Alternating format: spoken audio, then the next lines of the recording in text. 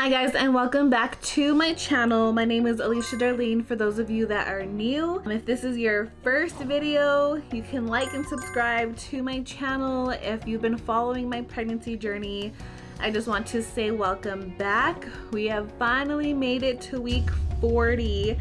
I cannot believe that this pregnancy has gone this long. I had my toddler at week 37, so for the past 3 to 4 weeks I've been pretty much prepared, like it could be any day now, you know, the baby's gonna come probably early, and now today is actually my due date. So it's just crazy that I've actually made it this far, because like I said, I thought I was gonna have this baby around the same time that I had my toddler, and that just did not happen. So made it to week 40.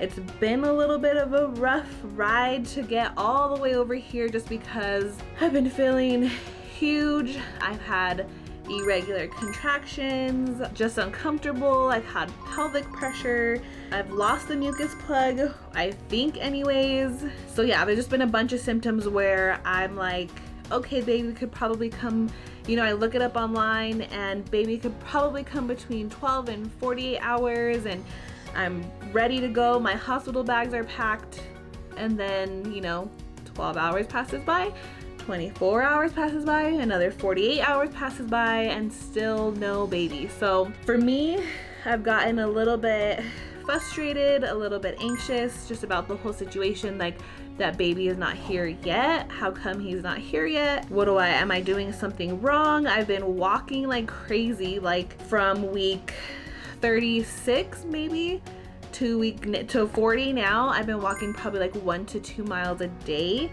I've been doing pelvic exercises.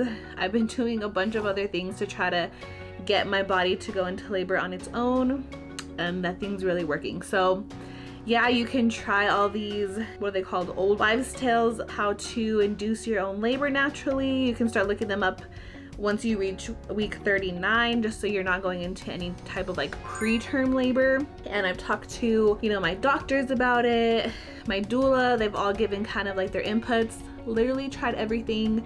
Yes, I've been sitting on the exercise ball for the past like 2 months plus more. I mean, I'm not even mentioning everything I've tried. This is just some of the stuff I'm mentioning, and still no baby. So I had my membrane swept the end of week 39, and so they thought maybe he would come this weekend. Today is a Sunday. He didn't come this weekend. So it's like I said, if you are also feeling a little bit of frustration and, you know, you're anxious and you're excited to finally have baby with you, you know, I'm in the same exact boat. I didn't think I would make it to week 40, but here we are. So as long as baby is safe and healthy, I just know that everything's gonna work out. I actually have an induction scheduled for tomorrow. So if you can't tell, yes, I'm out of breath because I'm super pregnant, but also I'm a little bit, you know, anxious about it. I have kind of finally accepted it, that I'm going to be induced. I'm just pretty much ready to meet him already. They don't want him to get too big because with my toddler I had the C-section, so they're just wanting to induce before he gets any bigger. I actually had an ultrasound last week, on Thursday of last week, at week 39, and they said he's weighing about 8.5 pounds, give or take. They could be about 10 to 15% off of that, either less or more. So that's where we are with his weight. They just don't want him to get any bigger. So I have an induction scheduled for tomorrow. We'll see if I'm able to record. I know I'm like a little bit more private with stuff like that, but I might just, you know, give my birth story after the fact instead of like trying to record and do everything, because I already know how I am. I'm like a nervous wreck sometimes, so nobody wants to see that on video. But anyways, let's talk about week 40, because we made it all the way. If you made it to your due date, congratulations. If you've already a couple days past 40, that's completely normal too. Actually, it's super normal for first-time moms to go past 40 weeks. Usually they'll go, like the doctors will let them go another week before they talk about induction or anything like that, just because first-time moms usually go anywhere from 40 until, you know, plus 7 days or whatever it is. I've had a lot of friends that went 40 plus 2 days, 40 plus 4 days. stuff like that. Especially, like I said, if you're a first-time mom, it's completely normal. So just know you're in your last week. You might not have thought this week you would be still pregnant, but you are. So just know that it's coming and baby's getting ready to arrive finally. But at 40 weeks, obviously you know you are in your 9th month, your 3rd trimester, with 0 days left, for me anyways. So like I always mention, me and my husband are able to stay home. I'm so glad I don't have to call into work or let them know that I'm gonna be having a baby and I want to make sure I have my time off and all that stuff. So if you want to be able to work from home, you can click the first link in the description below. Follow me and my husband. Give my husband a like and a subscribe too. You can turn on his notification bells as well. On YouTube, he is under Passive Income Lifestyles, and you can learn about how we're able to both work from home, not just one of us, and make a full income from home, not just little tiny commissions. So if you want more info on that, first link in the description below. But let's get into week 40 and all its details.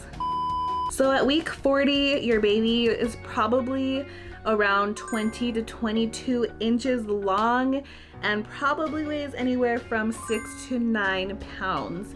So that equals your baby is about the size of a small pumpkin, which is like mind-blowing. Like, how am I supposed to get this small pumpkin out of me tomorrow? Like, it's gonna be crazy. So that's how big, roughly how big your baby is in length and in weight. So you, or actually your placenta, is still making antibodies for your baby to be able to fight off any sicknesses or anything that it's going to be dealing with once it's birthed. So just know that your placenta is still hardworking, making those antibodies so your baby can fight off any infection or anything like that when it's born. If you're planning to breastfeed, just know that your breast milk also contains a lot of antibodies to help your baby fight off anything. Also, if you're not planning on breastfeeding, you can just do the colostrum. So that's going to be, I think it's just like the first day that you are going to be breastfeeding. You can either breastfeed or you can hand express, but the very first milk is a colostrum, and they call it like the liquid gold, that has tons of antibodies and really good stuff for baby. So if you're not planning on breastfeeding, you can do the colostrum and then you can start giving formula after that. But I just know that the golden milk is really beneficial for baby. So you can do the colostrum if you are planning on not breastfeeding, but if you are, you can still do the colostrum. But either way, it's going to be really beneficial for baby to fight off any infections or any sicknesses that you will come into contact with once baby is born. So once baby is born, yes, they can open and close their eyes, but their vision is still going to be a little bit off and a little bit blurry. So just know that instead of having your baby recognize your face, you can talk to baby and baby will recognize your voice, because that's something that he's been hearing, you know, since the beginning when he first started having a heartbeat. You know, he'll recognize your voice, you can recognize your partner's voice, siblings, anything like that. So it's really good to start talking to baby once he's born. Also, newborn babies love to be swaddled just because they've been so tightly crammed in your uterus that they find that position the most comfortable.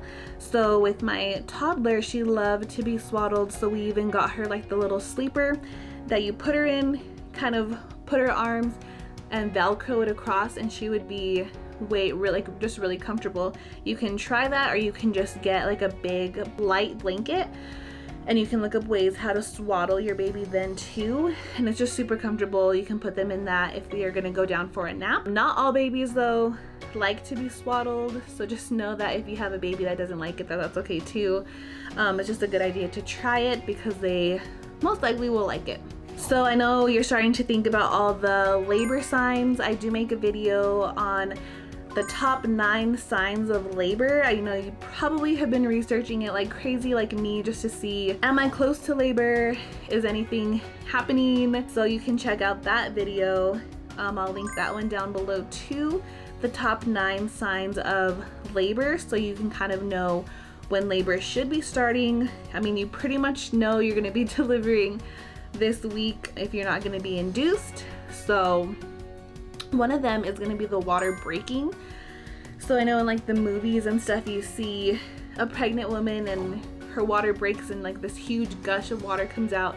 It can happen like that, but they also say that just like a slow trickle or a little gush can also be your water breaking, to also just be aware of that. So you know that if your water breaks, you're probably gonna start getting contractions within the 24 hours. If your water does break, they say to go into the hospital right away so you don't get any infection from your water breaking and you haven't started birth yet. So really important to keep an eye out for water breaking. They say only about 15% of women will actually have their water break before labor starts. So just know that it's pretty low, but just to be aware of it also, and also to look up the other signs of labor. I know it can be kind of confusing to tell whether your water broke, or like if you're leaking amniotic fluid, or if it's just discharge in urine. I don't remember what week it was. I think it was either 34 or 35 week that I woke up from a nap, and I had actually been sitting on a rocking chair because I could not get comfortable in bed and I didn't want to lay down completely. So I was sitting on my rocking chair kind of taking a nap because I was so exhausted, and I woke up and I felt like wetness.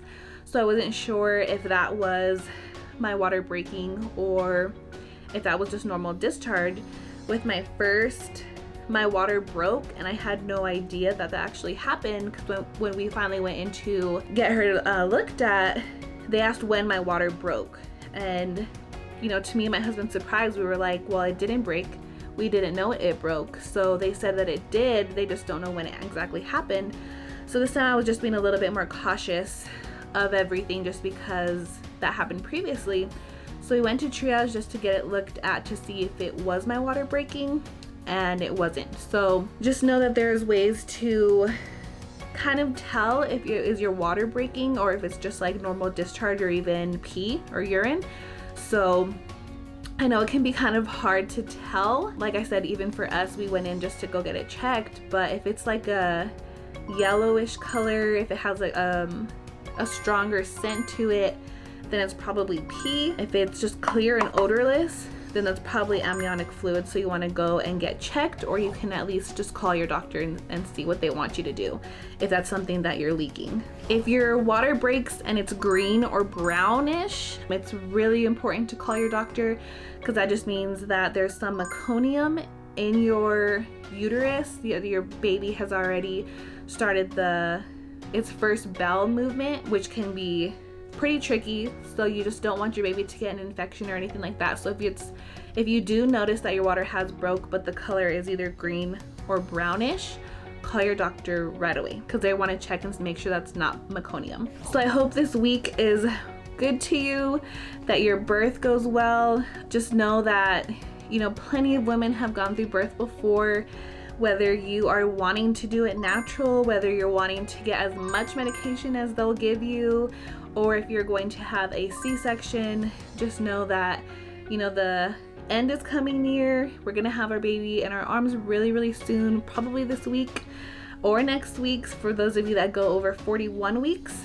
Just know what's keeping me kind of composed is like my body knows exactly what to do. We are made for this. Our body knows how to handle this. I've even heard stories where women were able to give birth while they're in comas. So literally your body can do this without you. Like, kind of just push yourself aside.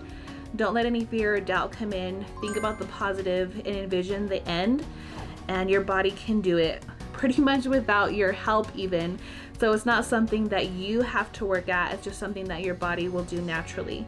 So I hope that you have a really good birth. If you've been following my channel from the time that you got pregnant, I just want to say congratulations. I wish I could give you a hug through this video. And please leave me a comment if you did give birth or if you made it to 40 so we can kind of celebrate together. But I hope everything goes well for you. And like I said, just don't let any of that fear or doubt come in. Just stay positive, focus on the end. Your pregnancy is gonna be just something that you'll look behind upon, and it'll be good to have your baby in your arms. And we'll see you in the next video.